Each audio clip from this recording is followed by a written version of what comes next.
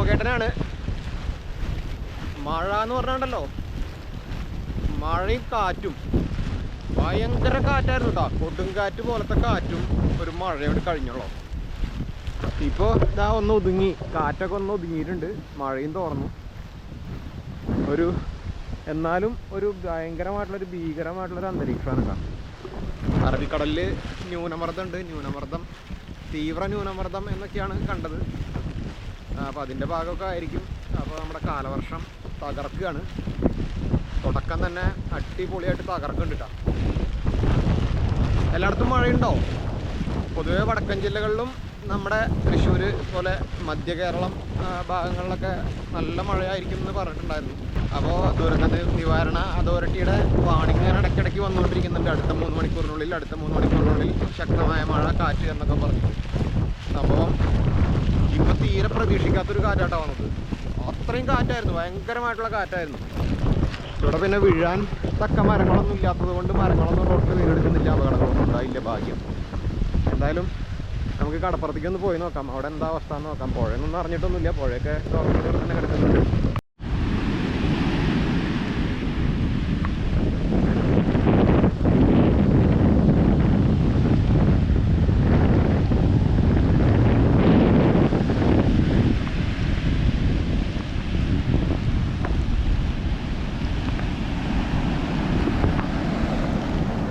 അപ്പോൾ കടലിൻ്റെ രൂപവും ഭാവവും ഒക്കെ ആകെ മാറി തുടങ്ങിയിട്ടാ. എത്ര പെട്ടെന്നാണ് കടൽ മാറുന്നത് നോക്കി. കടലിൻ്റെ നിറവും എല്ലാം ഭയങ്കരമായിട്ട് വ്യത്യാസം വന്നു. 2 ദിവസം മുന്നേ വരെ കടൽ വളരെ ശാന്തമായിരുന്നു, നീലക്കടലായിരുന്നു. 2 ദിവസമല്ല, ഇന്നലെ തന്നെ അത്യാവശ്യം നല്ല നീലക്കടലൊക്കെ ആയിരുന്നു. ഇപ്പോൾ അതൊക്കെ മാറി ഭയങ്കര കലങ്ങിയ, ദൂരേന്ന് തന്നെ ഭയങ്കരമായിട്ട് ഓളങ്ങൾ, കടലിൽ തന്നെ അവിടെ നിന്ന് തന്നെ തിര പൊട്ടി വരുന്നുണ്ട്. കണ്ടോ, ഭയങ്കരമായിട്ട് മാറി. നല്ല കാറ്റുണ്ട് കേട്ടോ, ഭയങ്കര കാറ്റ് കൊണ്ട്. ഇപ്പോൾ കടലിൻ്റെ അടുത്ത് വരുമ്പോൾ നല്ല കാറ്റുണ്ട്. ഇപ്പോൾ നേരത്തെ കടലിൻ്റെ അടുത്ത് നിന്നല്ല, നമ്മുടെ വീടിൻ്റെ അവിടേക്കൊക്കെ അതിഭയങ്കരമായിട്ട് കാറ്റടിച്ചിരുന്നു. അതിപ്പോൾ അത്രയ്ക്ക് കാറ്റില്ല, എന്നാലും കടലിൻ്റെ അടുത്ത് വന്ന് നിൽക്കുമ്പോൾ നല്ലപോലെ കാറ്റുണ്ട്.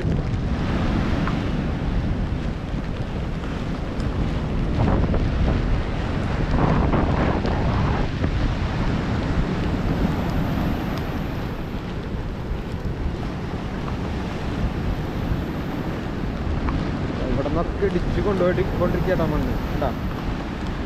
മണ്ണ് കുഴിച്ച് കൊണ്ടുപോയിക്കൊണ്ടിരിക്കുക. കുഴിപ്പൻ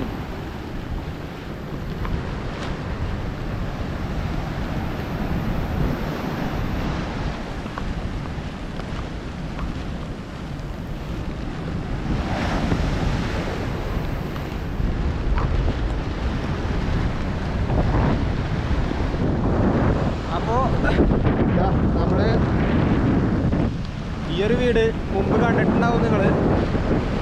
ഇങ്ങനത്തെ അവസ്ഥയിലാണ് ഇപ്പോൾ നിൽക്കുന്നത്. ഏത് നിമിഷവും ഇത് നിലംപൊത്താം. ഈ ഒരു വർഷം കൂടിയേ മാക്സിമം ഇത് ഉണ്ടാവുള്ളൂ എന്നാണ് തോന്നുന്നത്. കാരണം കഴിഞ്ഞ വർഷത്തെ മഴനെ ഇത് അതിജീവിച്ച് ഇങ്ങനെ നിന്നു. പക്ഷേ ഈ വർഷം തുടക്കത്തിൽ തന്നെ ഇത് വീഴേണ്ട ഒരു സാധ്യതയാണ് കാണുന്നത്. അത്രയും അങ്ങനത്തെ ഒരു പരുവത്തിലാണ് ഇപ്പോൾ നിൽക്കുന്നത്. ഇതിപ്പോൾ അത്യാവശ്യം നല്ല തിരയുണ്ട് കണ്ടോ, നല്ല തിരമാലകളാണ് വരുന്നത്. അതിപ്പോൾ അടിച്ച് കയറുന്നുണ്ട്. ഇനി കുറച്ചുകൂടി സ്ട്രോങ് ആയിട്ട് തിരകൾ ഇങ്ങനെ കുഴിപ്പൻ വരികയാണെങ്കിൽ ഉറപ്പായിട്ട് ഇതിൻ്റെ അടിയിൽ നിന്ന് മണ്ണെടുത്തുകൊണ്ട് പോകും. അത് നിലമ്പൊട്ടും. അവിടെ നിന്നൊക്കെ കുഴിച്ച് തന്നെയാണ് കൊണ്ടുപോയിക്കൊണ്ടിരിക്കുന്നത് മണ്ണ്. അപ്പോൾ ഇതുപോലെ കുഴിക്കുന്നതാണ് അപകടം. മുമ്പത്തെ പോലെ കടൽ കയറുകയായിരുന്നെങ്കിൽ ഇത് മൂടി പോവുകയുണ്ടായിരുന്നുള്ളൂ. പക്ഷേ ഇപ്പോൾ ഈ മൂടി നിൽക്കുകയാണ്, ഉള്ളിലൊക്കെ മണ്ണുണ്ട്. പക്ഷേ ഇപ്പോൾ ഉള്ളിൽ നിന്നൊക്കെ മണ്ണൊക്കെ എടുത്ത് കൊണ്ടുപോയി തുടങ്ങിയത്. ഏത് നിമിഷവും നിലമ്പൊത്താം. ഇപ്പോൾ ഏറ്റമല്ല കേട്ടോ, ഏറ്റത്തിൻ്റെ സമയമല്ല. ഏറ്റമാണെങ്കിൽ കുറച്ചുകൂടി ഗംഭീരമായിട്ട് ഇപ്പോൾ തിരമാലകൾ അടിച്ച് കയറും. എപ്പോഴാണ് വേലിയേറ്റം എന്നറിയില്ല. വേലിയേറ്റത്തിൻ്റെ സമയത്ത് ചിലപ്പോൾ നല്ലതുപോലെ അടിച്ച് കയറും. ഇവിടെയൊക്കെ വിണ്ട് നിൽക്കുന്നതാണ്. ഇത് അങ്ങോട്ട് മറിഞ്ഞിങ്ങനെ വീഴാനുള്ള സാധ്യതയുണ്ട്. സാധ്യത കാണുന്നത്. അപ്പോൾ അങ്ങനെയാണിപ്പോൾ ഇവിടുത്തെ ഒരവസ്ഥ കേട്ടോ. സമയം ഇരുട്ടായി തുടങ്ങിയിട്ടുണ്ട്.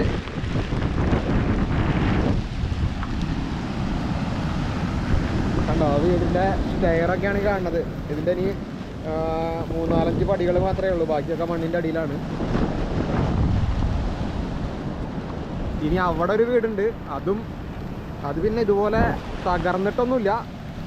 വീട് അവിടെ തന്നെയുണ്ട്, മണ്ണൊക്കെ മൂടി നിൽക്കുകയാണ്. അതും ഏത് നിമിഷം വേണമെങ്കിലും പോവാം. പിന്നെ എൻ്റെ വീടൊക്കെ കുറച്ചപ്പുറത്താണ്. അവിടെ ആ ലൈറ്റ് കാണുന്നില്ലേ, അവിടെയാണ് കേട്ടോ എൻ്റെ വീട്. അതിൻ്റെ നടുവിലൂടെ ഒരു ചെറിയൊരു പുഴ പോലെ ഉണ്ട്, ഒരു തോട്, പുഴ എന്നൊക്കെ പറയാം. അപ്പോൾ അതിൻ്റെ അപ്പുറത്താണ് എൻ്റെ വീടൊക്കെ വരുന്നത്. അപ്പോൾ ഇത് കഴിഞ്ഞാൽ പിന്നെ അങ്ങോട്ട് എത്താൻ അധിക സമയമൊന്നും എടുക്കില്ല. ഇവിടുത്തെ തെങ്ങുകളൊക്കെ പോയി നിൽക്കുന്നുണ്ടോ, കംപ്ലീറ്റ് തെങ്ങുകളും തലയൊക്കെ പോയി നിൽക്കുന്നുണ്ടോ. അങ്ങോട്ട് ഇനി വലിയ ഡിസ്റ്റൻസ് എന്ന് പറയാനൊന്നുമില്ല, തടസ്സങ്ങളൊന്നുമില്ല. കാരണം കുറച്ച് തെങ്ങുകളൊക്കെയാണ് തടസ്സമായിട്ടുണ്ടായിരുന്നത്, അതൊക്കെ ഓൾറെഡി പോയി.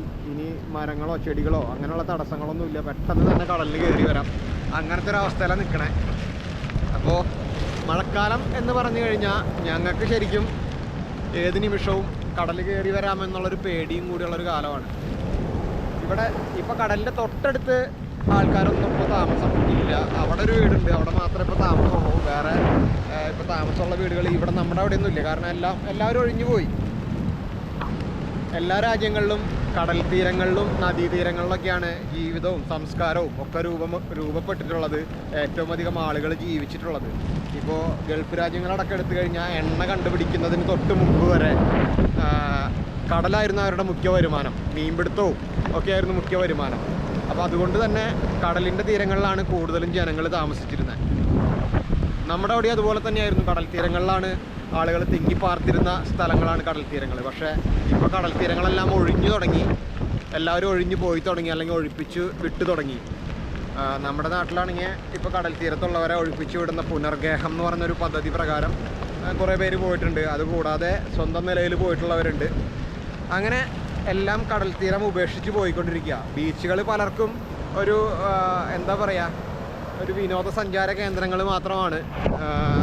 ജനജീവിതത്തിന് പറ്റിയ ഇടമല്ല എന്നാണ് ഇപ്പോൾ കേരളത്തിലെ ബീച്ചുകൾ, കടൽ തീരങ്ങൾ ജനങ്ങൾക്ക് താമസിക്കാൻ പറ്റിയ ഇടമല്ല എന്നുള്ള രീതിയിലാണ് ഇപ്പോൾ ഗവൺമെൻറ്റുകളും പറഞ്ഞുകൊണ്ടിരിക്കുന്നത്. അപ്പോൾ അങ്ങനെ എന്താ പറയുക, ഞങ്ങളൊക്കെ ജനിച്ച് വളർന്ന എൻ്റെ ഈ പ്രായത്തിൻ്റെ ഇടയ്ക്ക്, എൻ്റെ അച്ഛൻ്റെയൊക്കെ പ്രായത്തിൻ്റെ ഇടയ്ക്ക്, അല്ലെങ്കിൽ എൻ്റെ അച്ഛൻ്റെ പ്രായത്തിൻ്റെ ഇടയ്ക്ക് ഒന്നും ഇതുപോലുള്ള പ്രശ്നങ്ങൾ ഇവിടെ ഉണ്ടായിട്ടില്ല. അത്രയും, അതായത് ഒരു 3 തലമുറ എനിക്ക് ഇപ്പോൾ പറയാൻ കഴിയും. അതിന് മുന്നത്തെ തലമുറകളുണ്ട്, പക്ഷേ 3 തലമുറ എനിക്ക് കൃത്യമായിട്ട് പറയാൻ കഴിയും. അത്രയും കാലത്ത് ഇതുപോലൊരു കടലാക്രമണമോ കാര്യങ്ങളൊന്നും ഇവിടെ ഉണ്ടായിട്ടില്ല. ഇപ്പോഴാണ് ഇത്രയും വേഴ്സ്റ്റ് ആയിട്ടുള്ള ഒരു കടലാക്രമണവും ഇതുപോലെ ജനങ്ങൾക്ക് ഒഴിഞ്ഞു പോകേണ്ടി വരുന്നതും അങ്ങനെയുള്ള അവസ്ഥകളൊക്കെ ഉണ്ടായിട്ടുള്ളത്. അപ്പോൾ എന്തായാലും വലിയ ഭാവിയൊന്നും ഞാനും കാണുന്നില്ല ഇവിടെ ഈ ഒരു നാട്ടിൽ ജീവിക്കാൻ പറ്റുമെന്നുള്ളതിൽ. എത്ര കാലമാണെങ്കിലും ഉള്ള കാലം ജീവിച്ചു പോവാം, അത്രയേ ഉള്ളൂ. അപ്പോൾ എന്തായാലും ശരി കേട്ടോ, ഞാൻ നിർത്തട്ടെ. ഇരുട്ടായി തുടങ്ങി. ഇനിയിപ്പോൾ കാറ്റും മഴയൊക്കെ എപ്പോഴാണ് വരിക എന്നറിയില്ല. അതിന് മുന്നേ വേഗം തിരിച്ചു പോകണം. ശരി, കാണാം.